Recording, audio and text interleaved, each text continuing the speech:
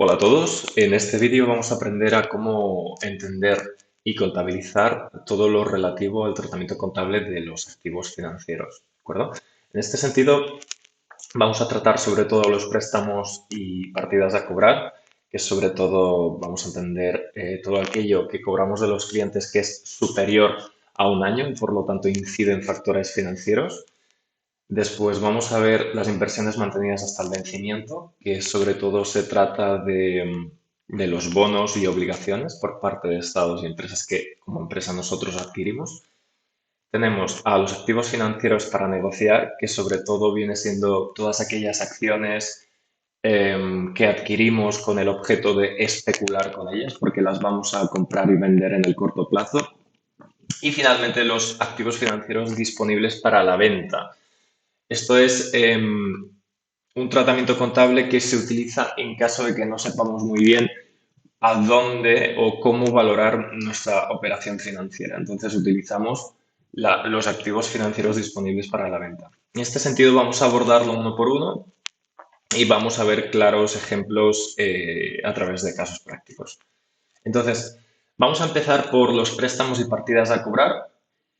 En términos generales, la norma y registro de valoración que se utiliza en el Plan General de Contabilidad es la 9 y el valor inicial nosotros lo vamos a hacer a valor razonable, es decir, se traduce como valor de mercado, ¿de acuerdo? Valor razonable y valor de mercado son términos sinónimos. Y entonces la valoración posterior se va a hacer a coste amortizado, ¿vale? Con unos determinados intereses de devengo que ahora vamos a ver a continuación. Y entonces, el caso que nos ocupa nos dice lo siguiente. Una sociedad realiza una venta el día 31 del 12 del X1, supongamos, por un valor de 20.230 euros más el 21% de IVA. La operación se pacta con un cobro a largo plazo cuyo vencimiento estriba el día 31 del 12 del X3. Por lo tanto, fijémonos que finalmente esta operación en realidad es de 2 años. Entonces, vamos a ver cómo inciden todos estos factores a tener en cuenta en la propia contabilidad. Y nos dice, se sabe que el tipo de interés del mercado TAE es del 5%. Recordad que el TAE es la tasa anual equivalente y en ella básicamente se recoge pues, el tipo de interés nominal normal y los costes atribuibles, o como por ejemplo comisiones, etc. Entonces vamos a verlo Vamos a ver cómo se soluciona este ejercicio. Nos dice, dado que esta operación tendrá una durabilidad de 2 años, debemos determinar el valor actual neto de los 20.000 euros. Entonces, recordad, los 20.000 euros son con el IVA incluido, ¿sí? Por lo tanto, ¿qué es esto del valor actual neto? Es sencillamente coger este valor de los 20.000 euros, que básicamente son los que cobraremos al final de los 2 años, y los actualizamos al momento presente, al momento en el que estamos ahora, que sería el X1. Y por lo tanto, como son estos 2 años, básicamente a los 20.000 euros los partimos entre 1 más 0,05, que es el TAE, recordad, y lo elevamos a 2, que son los años que van a transcurrir. Y nos da 18.140,589 o 59 directamente. Entonces, ¿qué ocurre aquí? En términos generales, como hemos dicho, esto sería el valor razonable inicial. Es lo que establece la normativa de esta valoración. Entonces, ¿qué ocurre? Que después tendremos que hacer el valor posterior, ¿no? La valoración posterior. Entonces, nos interesa hacer un pequeño cuadro para entendernos mejor y observar cómo vamos a contabilizar todo esto. Entonces, el coste amortizado es en el periodo 0, 18.140,59, que corresponde a el valor actual neto que hemos calculado previamente. Y entonces se van a generar una serie de intereses que se van a ir devengando en el tiempo. Y entonces esto es tan sencillo como los 18.140,52 lo multiplicamos por el 5%, ¿de acuerdo? Que es ese TAE. Y nos da el importe de los intereses.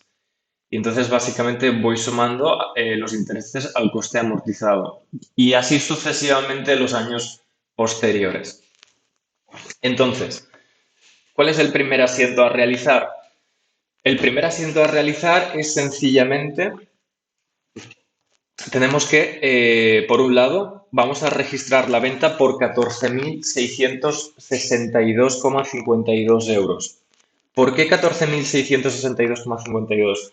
Porque en realidad yo le resto de los 18.140,58, le resto el IVA, ¿vale? Le resto este IVA de aquí, que es de 3.471,07. Entonces nos da este valor, 14.669,52. ¿Sí? Le añado el IVA, que va a la 477, es un IVA repercutido porque es de venta, y me lo llevo a la cuenta 430 de clientes. ¿Por qué valor? Por 18.140,59, que es ese valor actual, ¿vale? En el momento presente. Muy bien. Llega a 31 del 12 y tenemos que imputar a la cuenta de pérdidas y ganancias el correspondiente interés de devengo, que en este caso es este 907,03. Recordad, el 5% de 18.140. Y por lo tanto lo que hago es, se me genera un ingreso financiero en el haber, en efecto, y como contrapartida incremento el saldo de clientes por el interés. ¿Sí? Y por lo tanto, si os fijáis, el saldo del cliente incrementa en 19.047,62. Por lo tanto, en el ejercicio posterior, ¿qué ocurre? Básicamente tenemos que hacer exactamente lo mismo. Tenemos que volver a dotar del correspondiente tipo de interés, en este caso para incrementar de nuevo el saldo de clientes de los 952,38. ¿Sí? Entonces, y también imputamos el correspondiente ingreso financiero. Finalmente, ¿qué ocurre? Pasa ya efectivamente el plazo y el cliente nos paga. El cliente nos paga 20.000 euros, ¿cierto? Entonces, ¿qué pasa? En nuestra cuenta, en nuestro saldo, en la cuenta 430, como hemos ido dotando de este interés y hemos incrementado la cuenta 430, ya podemos cancelarla por valor de 20.000 euros, que es lo que cobramos en el banco. ¿De acuerdo? Y con esto ya tendríamos concluido nuestro ejercicio.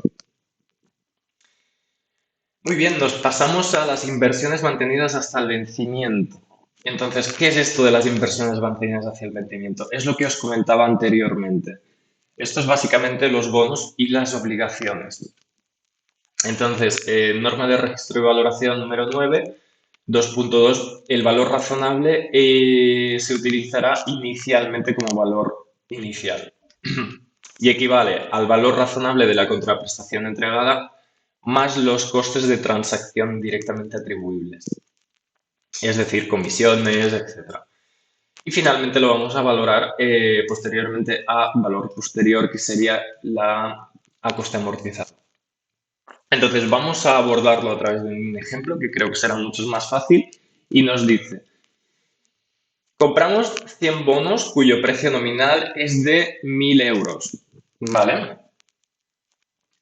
A un tipo de interés del 5,25% pagadero semestralmente con vencimiento a 5 años, ¿de acuerdo? Muy bien. Entonces, para hacer más atractiva la inversión, la empresa nos ofrece un descuento sobre el valor nominal del bono del 2%. Entonces, este 2%, como veremos a posteriori, básicamente reducirá el valor del precio de adquisición. Por lo tanto, ya veremos que es una inversión muy atractiva. Eso sí, el banco nos exige un 0,5% del coste de transacción sobre el valor nominal del bono. Muy bien. Entonces, ¿qué nos pide? Calcula el cuadro de amortización del bono determinando tanto todas las operaciones matemáticas hasta hallar la TIR y contabilizar las operaciones correspondientes y explicar el impacto financiero de esta inversión. Muy bien, vamos a abordarlo. ¿Cómo vamos a hacerlo esto? Aquí está, la solución. Lo que vamos a hacer primero es, vamos a calcular el capital inicial. Recordamos,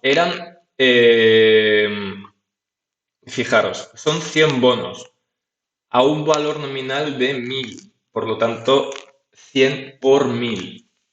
Y nos decían que había un descuento del 2%. Por lo tanto, hacemos por 1 menos 0,02 y básicamente yo le estoy quitando, o mejor dicho, estoy descontando ese 2% a la adquisición de esos bonos. Finalmente, había una comisión del 0,5%, por lo tanto la tendré que incrementar ya que eso incrementará mi coste. ¿De acuerdo? Y entonces nos sale que la operación en términos totales es por valor de 98.500 euros, que será la salida de caja inicial que tendremos que desembolsar para adquirir estos bonos. Muy importante esto. Entonces, cuidado, porque fijaros que aquí nos dice que la operación es pagadera semestralmente con un vencimiento a 5 años, ¿vale? Y el tipo de interés es del 5,25% nominal. Por lo tanto, este 5,25% lo tenemos que pasar de forma semestral. Vale, entonces tendremos que determinar los flujos de caja, que fijaros que son 10 y nos ha dicho que el ejercicio son 5, pero como son pagaderos semestralmente, es 5 multiplicado por 2, por lo tanto nos da 10, que son los 10 periodos correspondientes. Entonces determinamos las salidas de caja y las entradas de caja. Y posteriormente determinaríamos el cuadro de amortización y finalmente haríamos las correspondientes contabilizaciones. ¿Qué ocurre aquí? Que como este ejercicio es bastante complejo, yo lo que haría sería básicamente abrir un Excel y hacerlo paso por paso con el fin de entender mejor de dónde proceden los cálculos. ¿Sí? Entonces vamos a abrir un Excel y lo que vamos a hacer es, nos vamos a anotar la información con el fin de poder calcular mejor estos resultados. Entonces, vamos allá. Bonos, son 100. El nominal, hemos dicho que son 1000. El tipo de interés, nominal, es decir, podéis poner IN, es del 0,0525%. ¿Sí? 5,25. El tiempo, son 5 años. ¿De acuerdo? Hay un descuento de que del 2%. Veremos cómo hacer esto. Muy bien.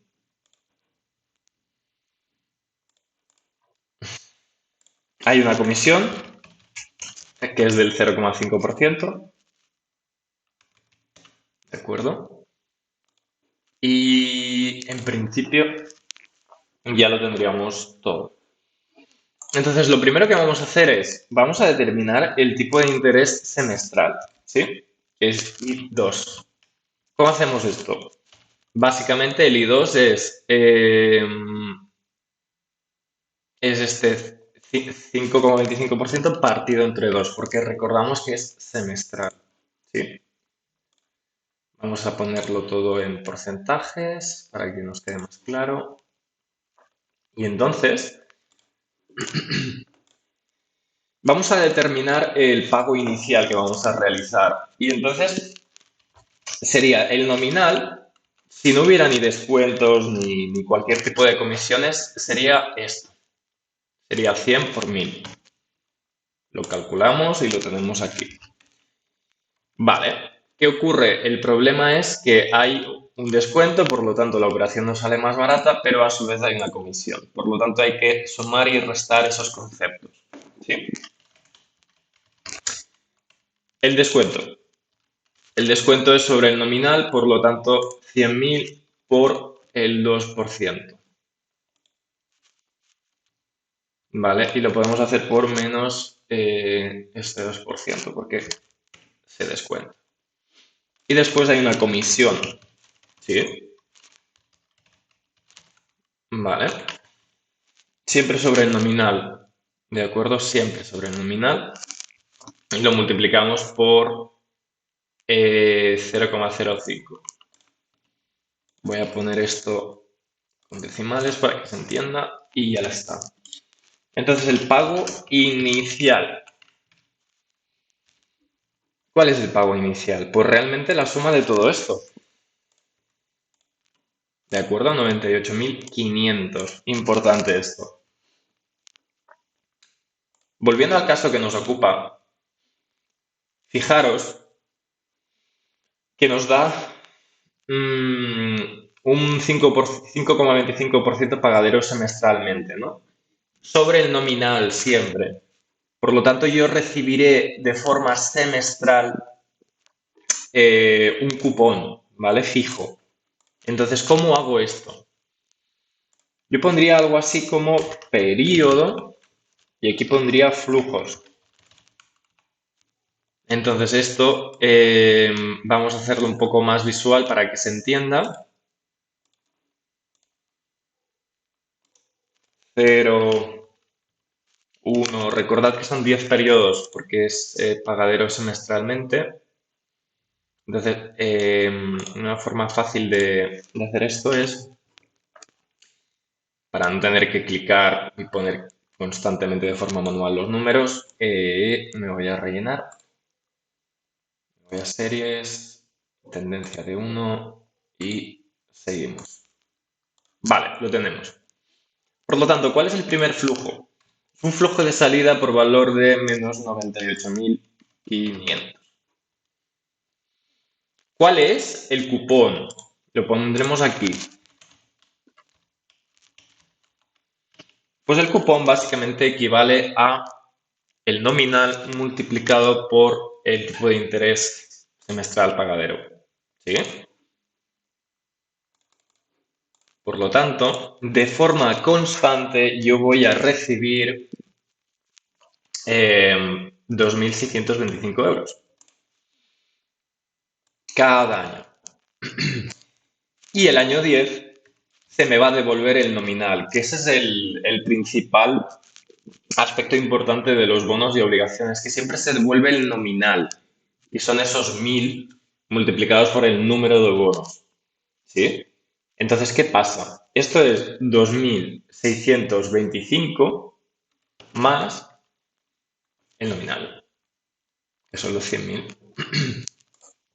Muy bien, ya tengo todos los flujos de efectivo correctamente puestos.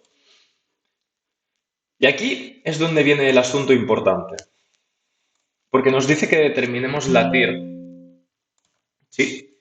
Entonces la TIR la podemos determinar con la siguiente expresión o función del Excel.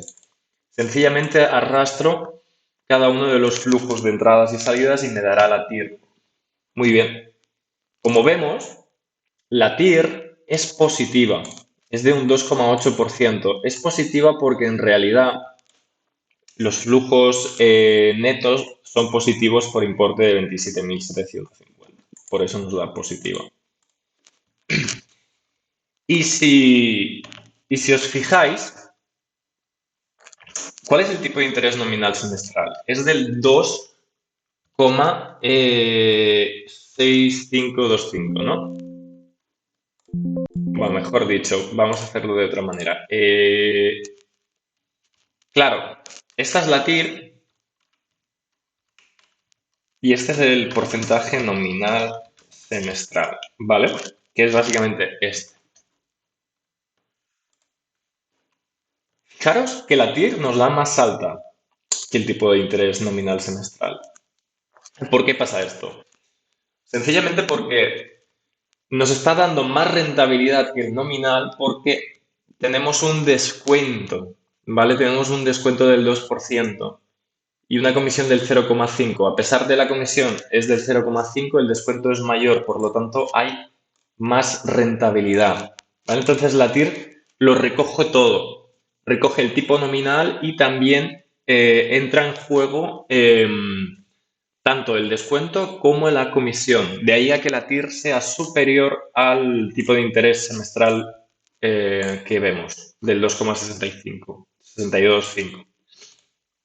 Ahora que hemos hecho esto, podríamos proceder al cálculo del cuadro de amortización. Entonces, la estructura sería periodo, intereses, después podemos poner intereses, ahora veremos esto, intereses explícitos, ¿sí? Haremos intereses implícitos, entonces podremos seguir con el cobro, que es lo que vamos a ir cobrando, y el coste amortizado, que es como es valoración posterior, hay que hacerlo a coste amortizado. ¿Cuántos periodos? Pues son 10, ¿de acuerdo? Entonces hacemos 10 periodos, porque son 5 años, pero como es semestral son 10. Lo rellenamos, hacemos las series correspondientes, tendencia, y ya lo tenemos. Ups, me he ido un poco lejos. Muy bien, entonces, ¿cómo va esto? ¿Cuál es el coste amortizado? Pues el flujo que nos ha entrado, es decir, 98.500. ¿Sí? Vale, vamos a hacerlo interesante, que se vea mejor. Si queréis, vamos a hacer esto más grande para que se vea más claro. Entonces, ¿cuál es el interés? El interés en realidad se aplica sobre el coste amortizado siempre y es básicamente la TIR, ¿de acuerdo? La TIR vamos a fijarla porque siempre será la misma. Entonces, ¿cuáles son los intereses explícitos? Los explícitos siempre serán el cupón, que son los 2.625. Siempre será la misma, 2.625. ¿De acuerdo? Entonces lo podemos arrastrar y lo dejamos aquí. Muy bien. ¿Cuáles son los intereses implícitos? Los implícitos es la diferencia entre el tipo de interés total menos el interés explícito y nos da un interés implícito. Este interés implícito, como veremos a continuación, es sencillamente el descuento y el cupón, pero estando distribuidos en el tiempo. ¿De acuerdo? Entonces, esta distribución en el tiempo se pone como interés implícito.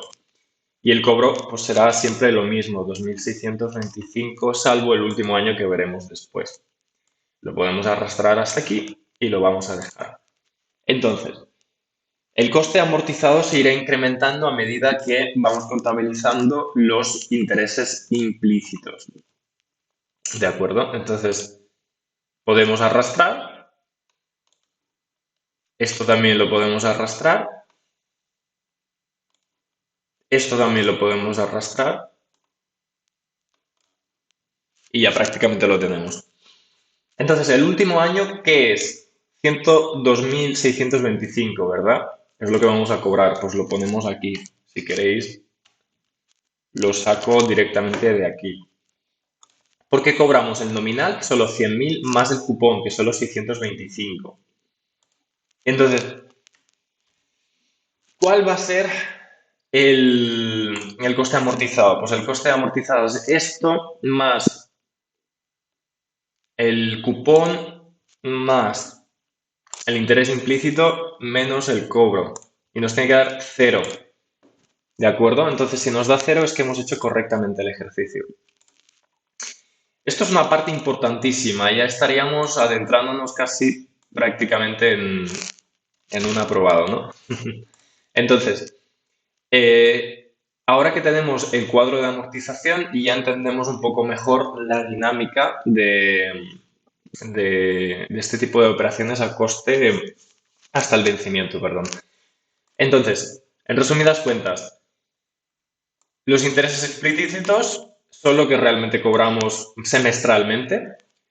Fijaros, los implícitos, si queréis pongo los totales para que lo entendamos mejor incluso.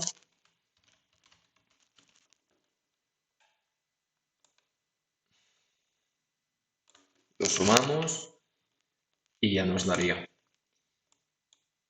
¿Vale? Entonces tenemos esto de aquí. Fijaros qué pasa aquí. Los implícitos en realidad son los 1.500 y los 1.500 es el descuento juntamente con la comisión, que son estos 1.500 de aquí, ¿de acuerdo? Por lo tanto, nos estábamos llevando de la operación, digamos, un rendimiento extraordinario de 1.500 euros. Y ya tendríamos nuestro cuadro de amortización correctamente realizado. Por lo tanto, importante, flujos de efectivo a determinar para que determinemos la TIR y finalmente el cuadro de amortización. Entonces, volviendo al caso que nos ocupa, vamos a proceder con la contabilidad. Contabilizamos por valor de 98.500 un activo a largo plazo que es valoración representativa de deuda, ¿de acuerdo? Que son básicamente esas obligaciones o esos bonos. Y nos sale por caja 98.500, ¿vale? Esto sale de la caja, por lo tanto es un pago. Entonces, para el primer periodo es lo que nos están diciendo. El primer periodo implica que tenemos que contabilizar, por un lado, el interés implícito, que se va distribuyendo año tras año. En este caso, el primero son 132,06, y lo llevamos contra una cuenta 251, que se irá incrementando en el tiempo. Cobramos el cupón por valor de 2.625, es decir, una entrada de caja, y la contrapartida es el devengo de los intereses financieros como ingreso por valor de 2.757,06, que lo tenéis aquí, ¿vale? Lo tenéis en esta columna, en la segunda columna, 2.757,06. Entonces, para simplificar, realmente haríamos exactamente el mismo asiento año tras año. Año tras año haríamos lo mismo, ¿de acuerdo? Iríamos incrementando el valor de la cuenta 251, cobraríamos por banco el cupón y los intereses correspondientes de la segunda columna. Año tras año es el mismo asiento. Lo único que cambia es el último año, que como vamos a cobrar directamente los 102.625, que es el nominal más el cupón, determinamos, es decir, lo que vamos a hacer es anulamos la cuenta 251, este activo a largo plazo, lo anulamos por los 100.000, que es el nominal, recordad, y finalmente hacemos el último ingreso financiero, que son los 2.625, ¿de acuerdo? Y con esto ya lo tendríamos. Ya tendríamos correctamente realizado el ejercicio de los activos mantenidos hasta el vencimiento. Muy bien. Nos vamos a los activos financieros mantenidos para negociar. Esto es un poco diferente. La norma de registro y valoración es, en realidad, la novena. Es un activo financiero para negociar. ¿Por qué? Porque básicamente estamos especulando, compramos acciones en el corto plazo y las vendemos en el corto plazo y así sucesivamente, ¿no? Con el fin de poder sacar una ganancia financiera en ese corto plazo.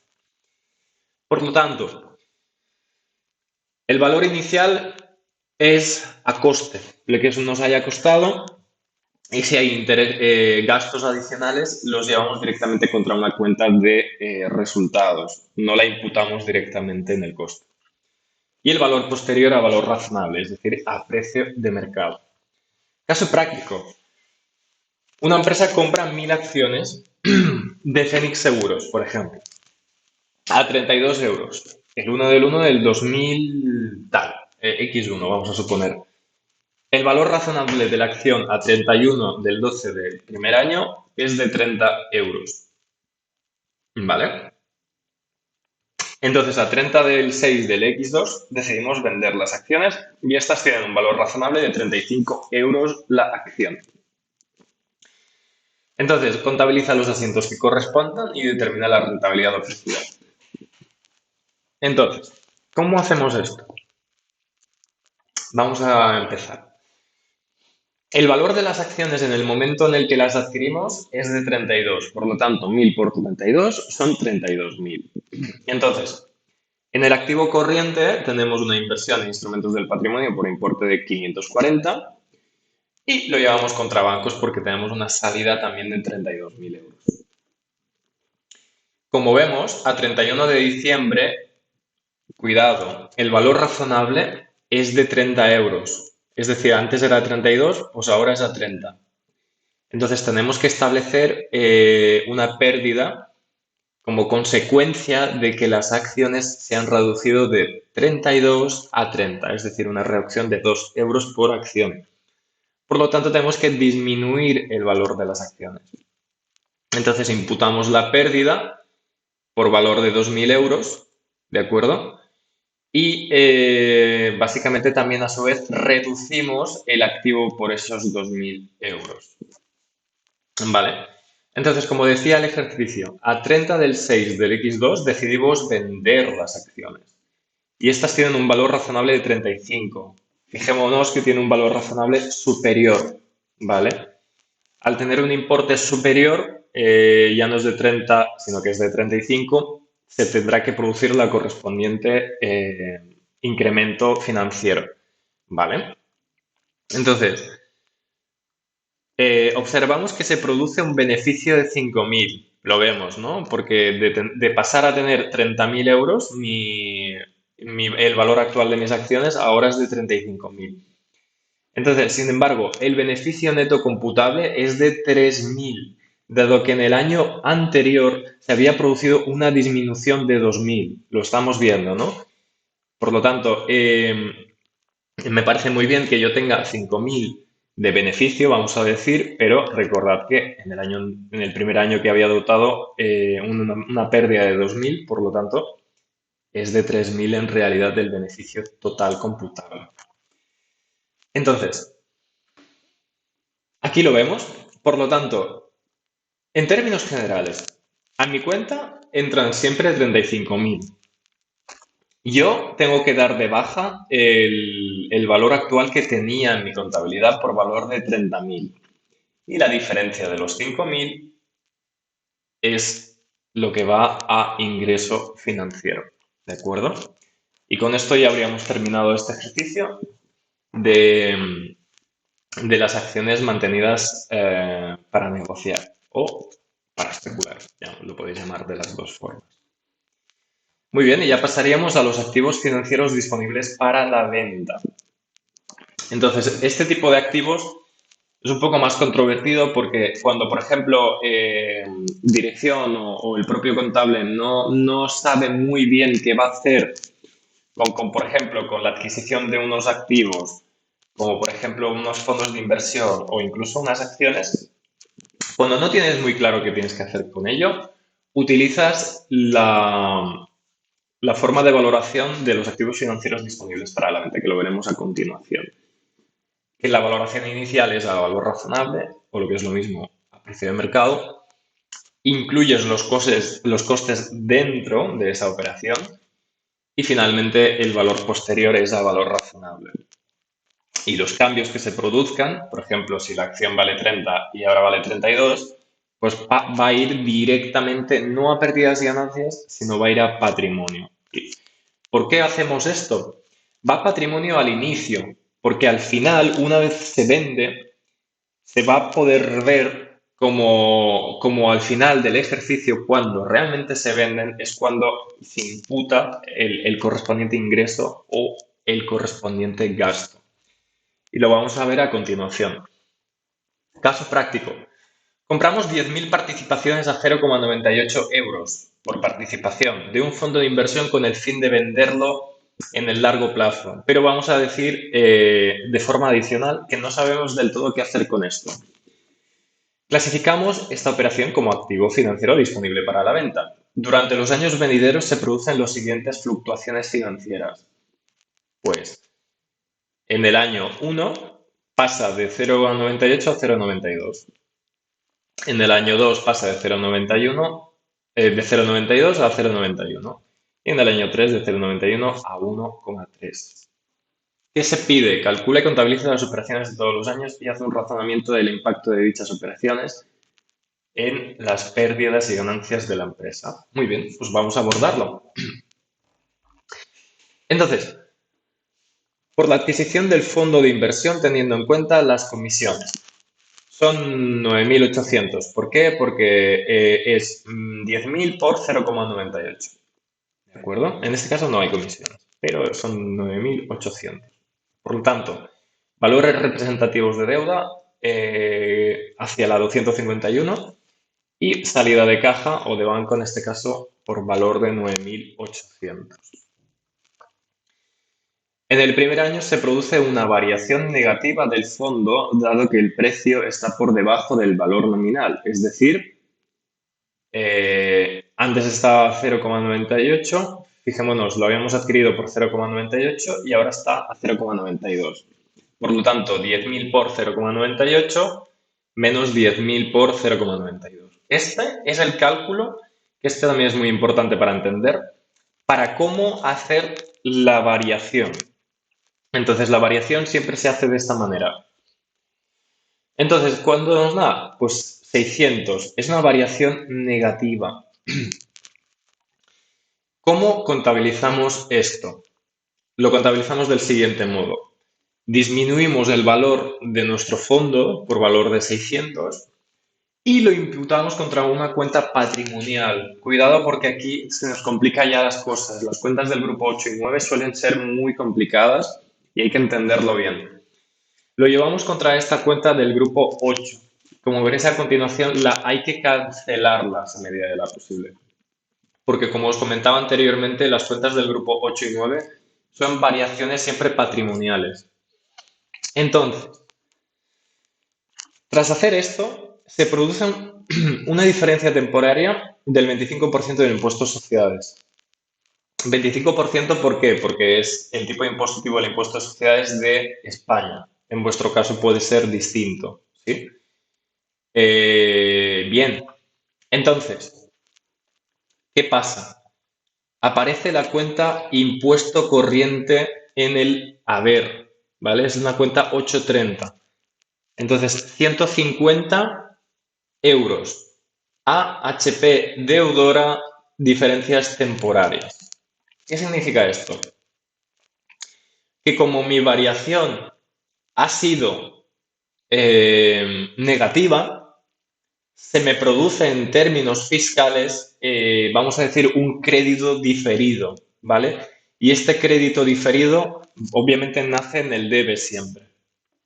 Entonces, como consecuencia de esta variación negativa, porque el fondo tiene menos valor, se produce esta hacienda pública deudora por diferencias temporarias. Y siempre es del 25% sobre la variación. ¿De acuerdo? Entonces, ¿qué ocurre?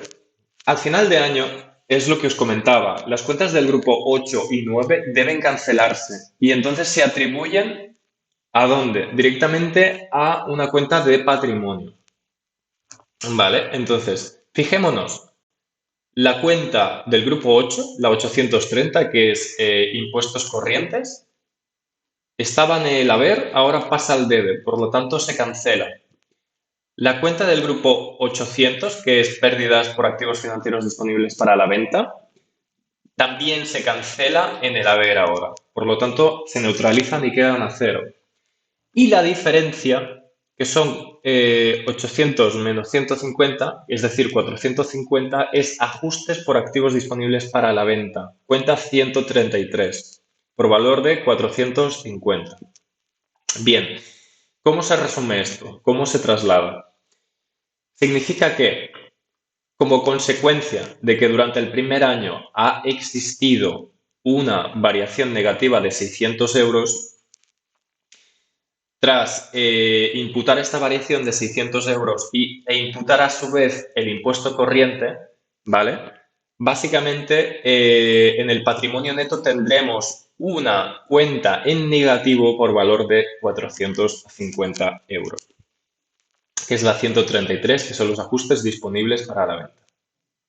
Fantástico. Y ahora proseguimos porque nos dice que en el año siguiente observamos que el precio de la participación estriba en 0,91. Por lo tanto, se produce una variación negativa de nuevo, ¿vale? De menos 100.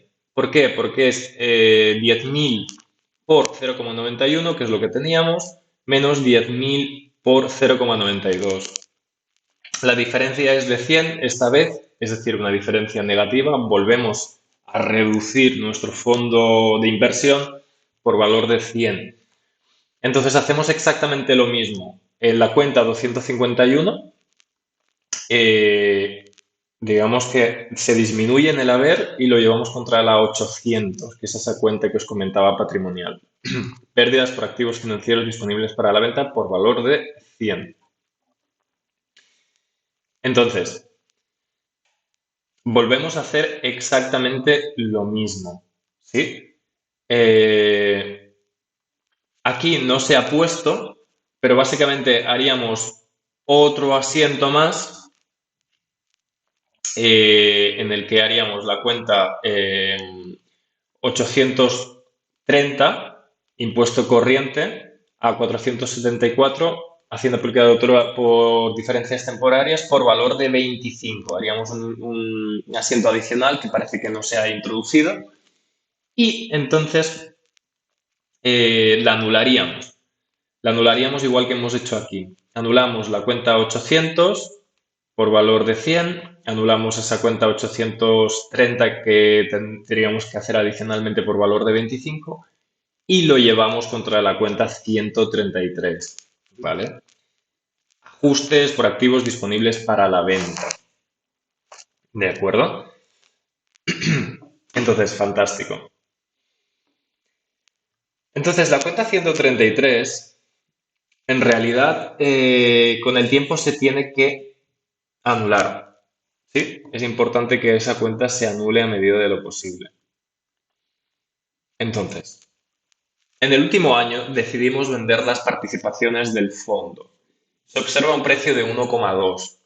La participación, por tanto, tiene una variación positiva de 2.900, ¿vale? Que son 10.000 por 1,2 menos 10.000 por 0,91, que es el precio anterior. Sin embargo, nosotros vendemos a valor razonable, es decir, a 12.000. ¿Qué será el saldo que se entrará en la cuenta 572? No obstante, debemos tener en cuenta el valor en libros para dar de baja el activo financiero y, en consecuencia, su cancelación. Entonces, vendemos el fondo por 12.000, que es la entrada de caja. Entonces, en el debe ponemos el banco por valor de 12.000, anulamos el valor en libros de nuestro fondo, el cual estaba a 9.100, ¿vale? Y finalmente la diferencia que se produce va a ser el correspondiente beneficio, ¿vale? En este caso va a ser 2.900. Entonces, ¿cuál es el impacto aquí realmente?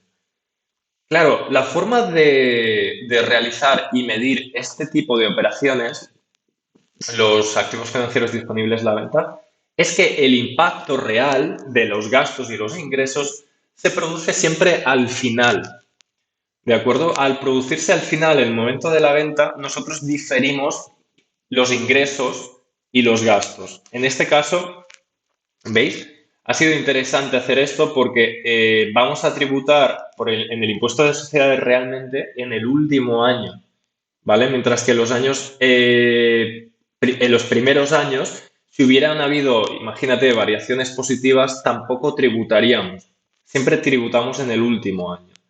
Por lo tanto, es bastante interesante hacer esta operación si tenemos la expectativa de que nuestro fondo, por ejemplo, tendrá una rentabilidad futura muy alta y nos interesa quizá pagar el impuesto de sociedades un poco más en adelante.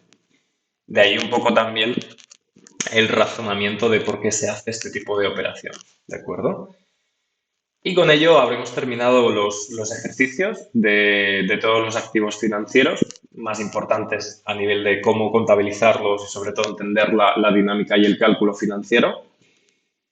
Y por lo tanto eso sería todo. Entonces, si os ha gustado este vídeo, por favor no dudéis en darle like, suscribiros y no dudéis en ver nuevos vídeos porque los iré intentando sacar a medida de lo posible. Un fuerte abrazo y un saludo. Hasta pronto.